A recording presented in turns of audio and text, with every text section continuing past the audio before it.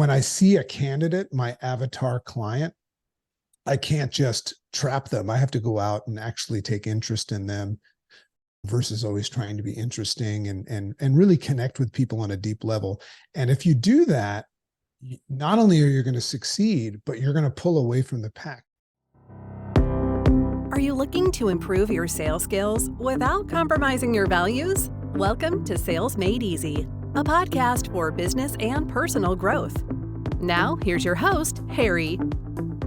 Did we say the dragon is making an appearance? Yes, we did. We have the dragon, Dr. J.C. Doornick, making an appearance on the Sales Made Easy podcast. And for those of you who do not know the dragon, he is a podcaster in the top 1% of all podcasts. He is an entrepreneur that is running a 7-figure business in the health transformation field and coaching. He is a humanitarian. So you got to look this guy up. He's making a huge impact in the world. And last but not least, he is a self-proclaimed DJ, and more to come on that. And the crowd is going wild. Dr. J.C. Doornick, welcome to the Sales Made Easy podcast. What's the good word, sir? The good word is Harry Spaight. You know, it's just, I spotted you quite a long time ago, and I have nothing but respect for you and your show. So for me, it's an honor to be here. Oh, man. All right. So flattery will get you everywhere. I'll let you just take the stage from here. Should we just close it out right there? That's good enough. I say the mic drop as you will. So talk to me. What is going on in your world? You've got so many different things with podcasting, running a business in the healthcare and coaching field, disc jockeying, humanitarian. Where is it you would like to start as to what's on top of your mind today? Well, I'd love to, jump into what's most relevant, to support this show. But, I guess what you should know about me is, I come from a camp of, just recognizing that life is unpredictable, and I highly, highly value time. And I've been through quite a lot of interesting things in my life that have led me to really, truly value the things that matter most. So when you see, me in action, I do things for money, and everything I do for money has to be connected to change. I like to create change. That's why I've always been involved in philanthropy and humanitarian efforts and stuff. But at the same time, I really want to try everything. I like to travel and spend most of my time with my family and the things that matter most. So when it comes to business and, topics that we're going to discuss, I like to leverage my time for money. I don't like to trade time for money. So I've had to learn how to generate income in small packets of time and create passive income so that I could live my life around what matters most. Yeah, I mean, it's beautiful. And this is a topic is rarely discussed, is balancing family and business. And I love what we were talking about earlier, is that you really look at the simplicity of life. Live simply is on the little sign behind you. So why don't we start there? Because I think a lot of people view growing their business as a grind. Everything is a grind until they hit the goal. So to me, that's like a miserable exchange, being miserable and grinding for years to hit a goal. And then you have a heart attack by the time you hit your goal, just facetiously saying that. But I think there's a better way. It seems like you might have discovered it. Yeah. I speak a lot on my podcast about consciousness. And, so I'm a big fan whenever I meet somebody and they're just, forgive my French, but talking shit, in the sense that they just, are saying things that just either simply aren't true or just are, just signs of this unconscious sleepwalking nation that's just following the herd. I see that everywhere I go. I like to think that I'm the person that takes a left when everybody takes a right. But, to your point, you can't really appreciate the light unless you've spent time in the dark.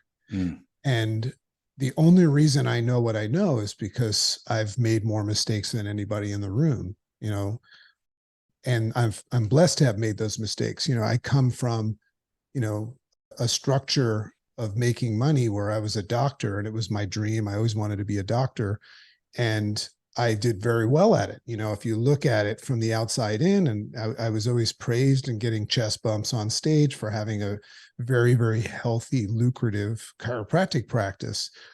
But what you couldn't see, to your point, is that I was in the throes of a divorce and I was working 80, 90 hours a week, telling my kids in the morning, you're the most important thing to me in the world, and then leaving and coming back and they were already asleep.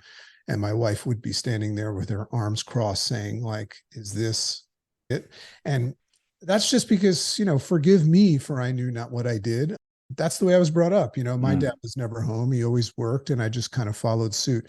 And what's interesting about that grind model that you were talking about, because there is something to say about the grind. I mean, I still grind, but I do it in small pockets of time. I read a fantastic book that most people don't know about called The Power of Full Engagement, which simply talks about, if you're Michael Johnson and you're running the 100, you can't do that for a mile. You have to take a break every now and then. So in my old business structure, the more successful I got, careful what you ask for, you just might get it. We were joking about that before. The less free time I had. I was talking to somebody that wanted to work with me today, and they were looking at my model of doing work. And, it sounds silly, but I teach people how to make money in less time, high leverage activities. And they were like, okay, it sounds good. But I said, well, let's take a look at your model right now. This was somebody that, basically spends an hour with each client. I don't care how much money you're making per client, because time is not just about money. And I said to them, I go, what would happen if you got 50 new clients today? I said, you'd be screwed. I said, you'd have a lot of money, but you'd be screwed. You'd have to get on the phone with everybody you care about and say, I can't make it.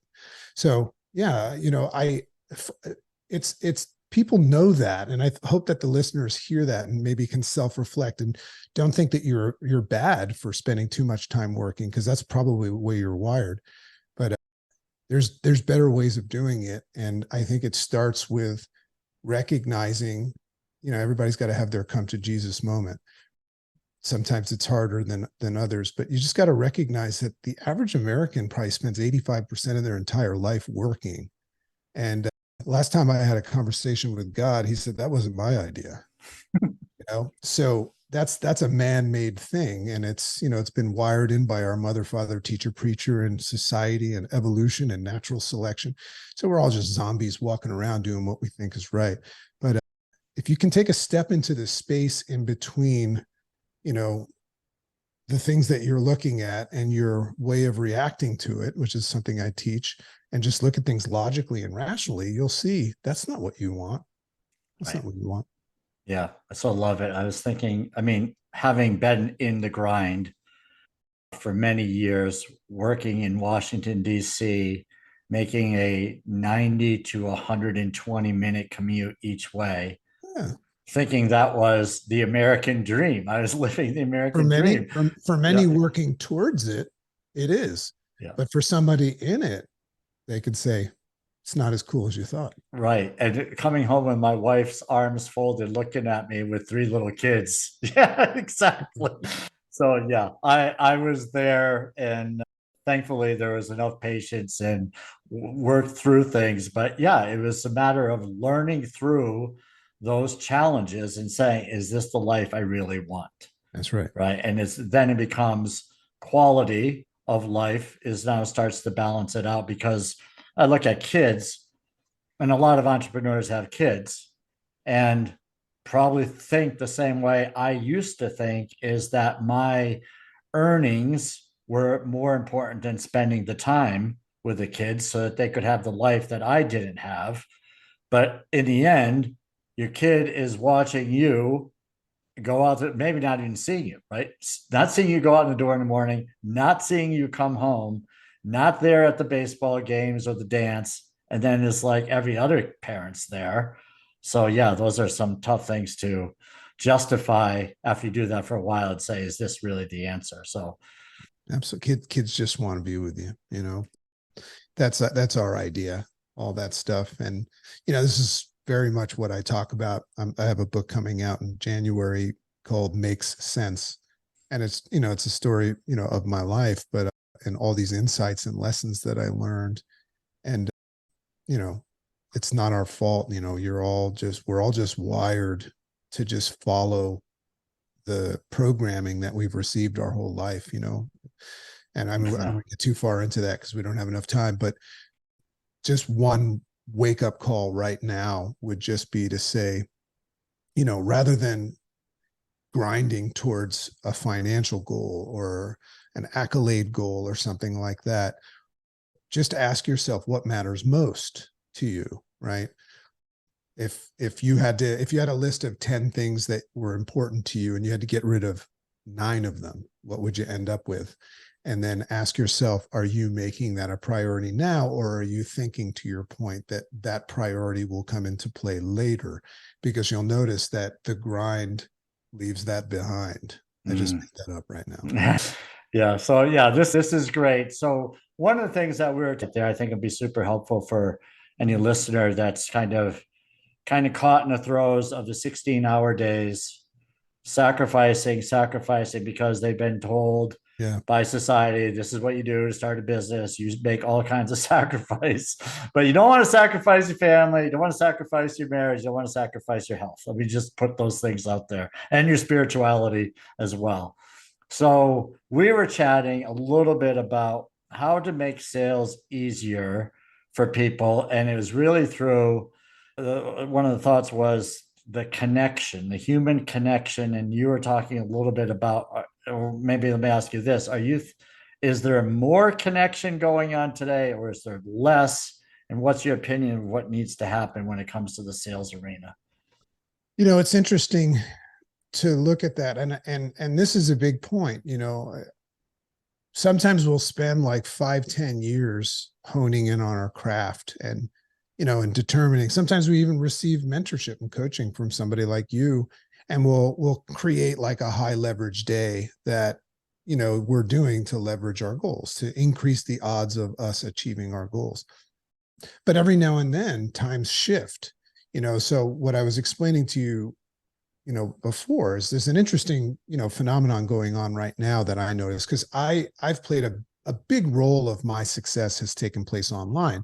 But interestingly enough, the beginning of my run at success took place before that was even happening, right? I mean, I come from, you know, this world of shaking hands and doing live speaking engagements and meeting people all day in person and failing and joining BNI and you know, doing that whole thing and becoming the president of BNI and just that grind, but just, you know, touching and shaking hands and hugging and just being with people. But then all of a sudden social media came into play, and I guess I was lucky enough to not get like overindulged into it. I always looked at social media as a whole as another version of a website, meaning I can brand myself on social media. And if anybody meets me and goes and looks me up on social media, I can prove my, you know, my worth, my consistency, my product, what I solve and all that stuff.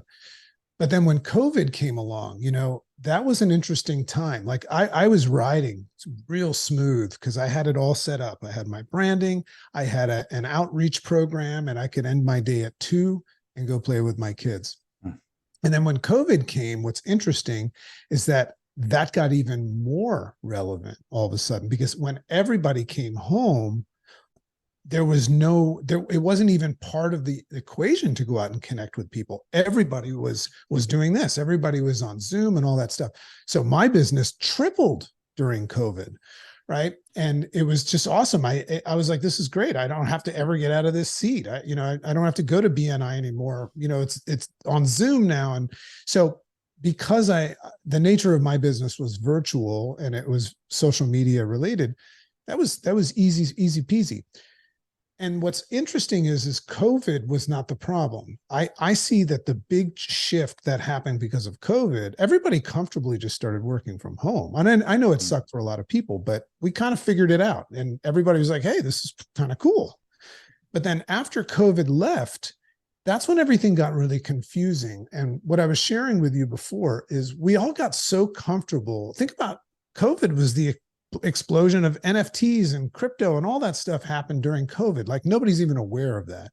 So we just all got so comfortable, and we're even comfortable with the fact that like you can just like whisper to your children at bed about like a product and it starts showing up on your feed. Like, so social media has now become something that people trust less and less and less. So, and also people are recognizing it's very distracting. So social media is getting a little bit of a different rub right now. And I just feel, and I'm moving with the times right now, you know, I think it's time to go back to take social media and put it where it is. It's great for branding. It's a great way of connecting with people, but we have to start connecting with people again.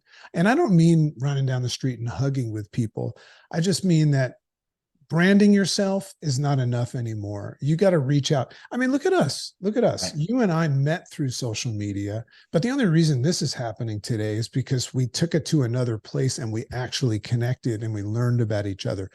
That's where the business is right now, you know? So, you know, I have all of my storefront up and running, and if anybody's watching me, I know they're watching me, right? But when I see a candidate, my avatar client, I can't just trap them. I have to go out and actually take interest in them versus always trying to be interesting and really connect with people on a deep level. And if you do that, not only are you going to succeed, but you're going to pull away from the pack, because it's taking, humanity is totally unconsciously moving with social media right now. And now we've got virtual reality and AI, and all these people are jumping on those bandwagons, and they're cool. I love those bandwagons. But meanwhile, I'm out actually talking to people and building trust and doing tons of business where other people are not. Right. Yeah. I mean, it, you know, for higher ticket items, especially, sales is all about having the conversations and building the trust, right? Yeah. Where people feel that this guy or gal is worthy of my investment. They're the one that's going to solve my problem. You're the brand, not your product. Your product has to solve a problem, but people don't buy your product. They buy you. And, you know, it's all based on trust. You know, if you're not building trust with people through many, many ways, you're not doing business. I don't care how good your product is. Yeah. And it's just, people are trying to take shortcuts, which, like you mentioned, you go on social media.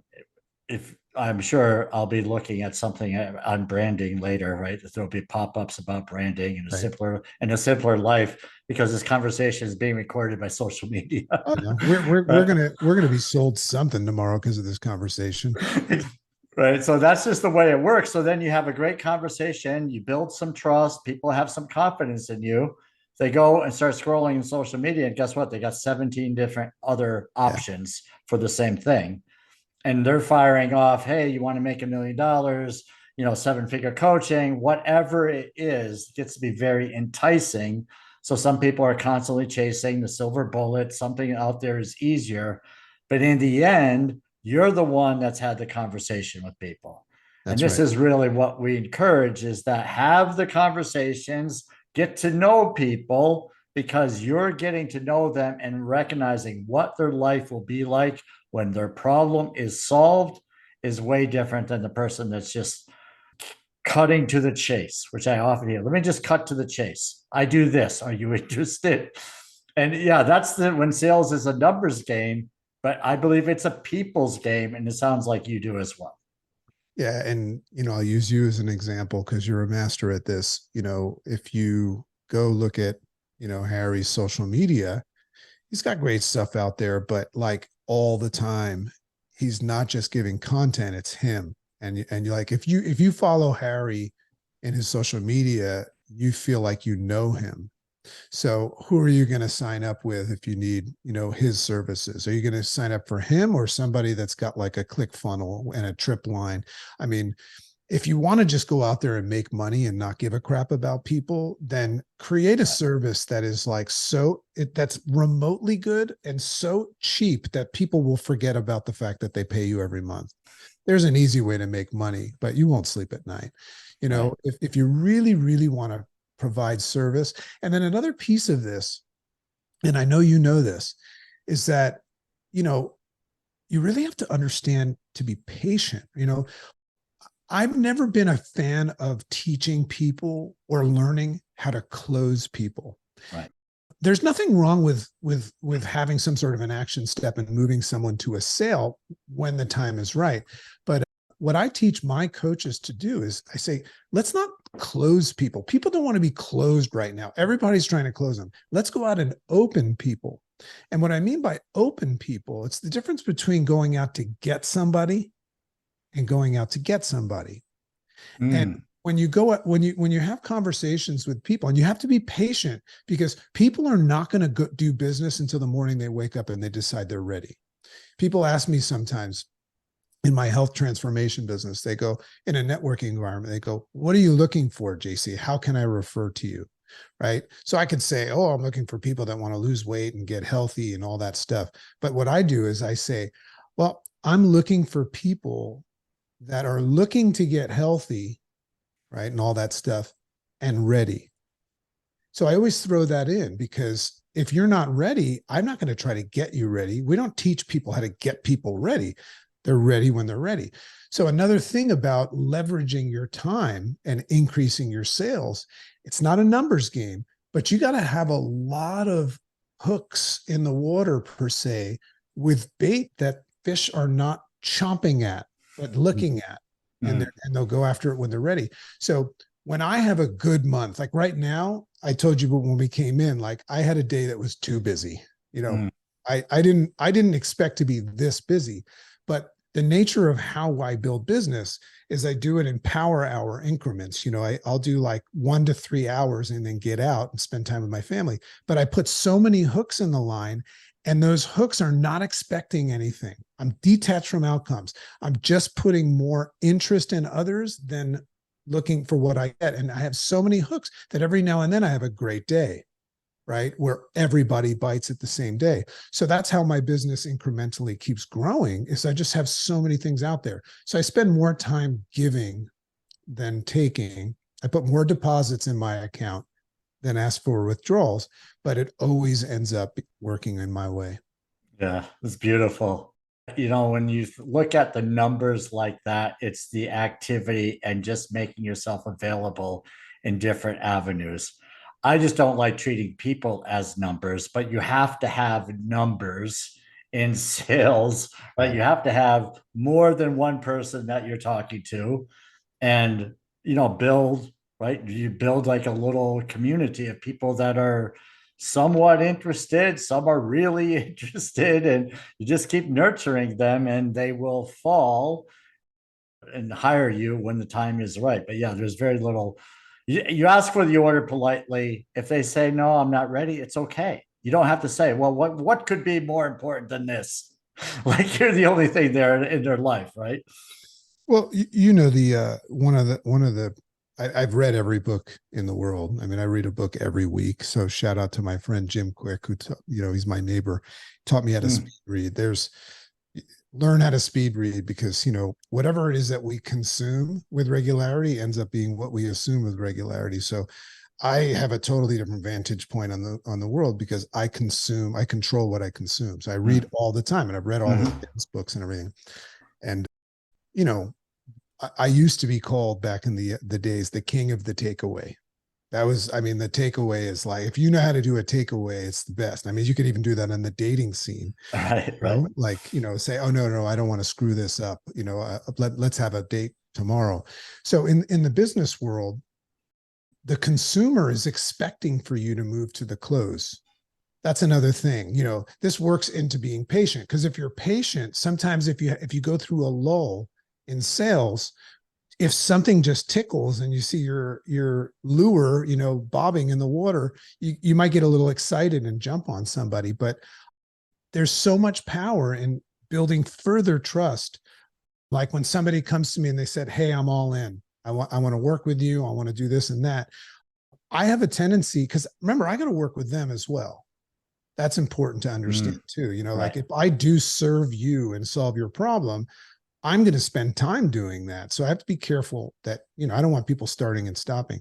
So when someone says, I'm ready, I'm all in, I say, great. I go, but before we start, let me just explain what will be expected of you. And that's an interesting thing to do. And that's not a tactic, by the way. That's protecting my time and also securing a more committed client. I'm fine with them taking some time and waiting. But when somebody makes a decision and they make what's called a quality decision, which means makes a decision that's connected to the work that needs to be done and the time and the investment, and then they make a decision, you have a lifetime client. So I would rather have 10 lifetime clients than 100 flash in the pans. Right. So that's another thing. I've been patient, and that's why I have people that don't jump ship at the first time a sign of trouble, Yeah. There's so much commonality there. Yeah. I just put a post out on LinkedIn about the rabbit and the tortoise, or I was actually a beaver, because I was just using the eager beaver. As soon as there's a sign that someone's interested, people who are with less experience go for the throat. They go for the kill. Yeah. And there is so much from the time someone expresses deep interest to really build on that, to build the trust. Like, there is no way they're going anywhere after you go another few steps further at that point. It. And you need to give people the opportunity to drop the magic smoke and disappear, right? You need to give people, a lot of times, especially if you're a good salesperson, if you coerce someone into something and they even spend their money, they did that unwillingly and already thinking, I got to get out of here. Yeah. So that's not business. Unless your business is all about like just flash in the pan, not actually helping people. Right. My business is structured on developing long-term relationships and people vested and actually giving them value, because that's where I get my referrals. So yeah, there's nothing wrong with doing that. It works in social media, by the way, as well. There's a great book, an ebook. I think it's free. You can just look it up, called 1,000 True Followers. Yeah. We talk about this all the time. Like, I have this big podcast, I think we have like 84,000, downloads or something like that. I could care less, because I don't know 83,000 of those people. You know what I mean? Like, I couldn't tell you any of their names, right? But 1,000 of them I know, right? And I've built my whole business off of that. So that's another thing is, you could become a multi-millionaire and leverage yourself in so many ways with 100 people, right? So you don't have to get caught up in this status of being cool. So it is not a numbers game in that sense, but you do have to meet enough people to leverage the chance of meeting the people you're looking for. Right. Yeah, exactly. This has been great. I had a feeling this conversation was going to fly by. Yeah. So where can people find more of your incredible insight, Dr. JC? You can always, as I always, that's another one of my takeaways is I say, before we work together, the first thing I would do is Google me, just to make sure that I'm not some axe murderer or something like that. So you're always welcome. Just Google me. You might find something else I do, but you can always just go to www.riseupwithdragon.com. Rise Up with Dragon is my podcast, and my Instagram is at Dr. JC Doornick.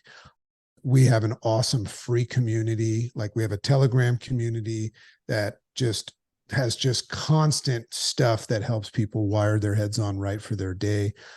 I give a lot of stuff away for free. And if anybody wants to engage with me, do it there.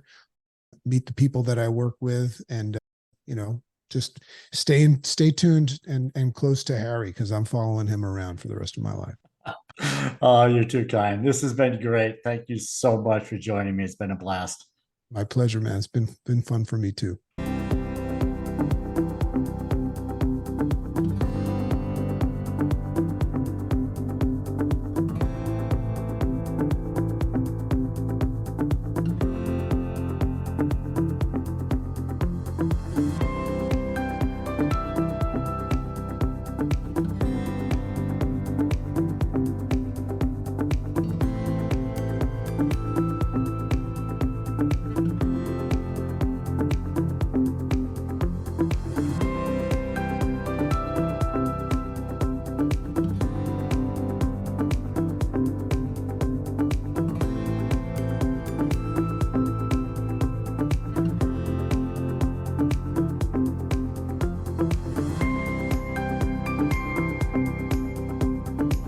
Thank you for listening to Sales Made Easy. If you found value in our conversations, please subscribe and leave a review.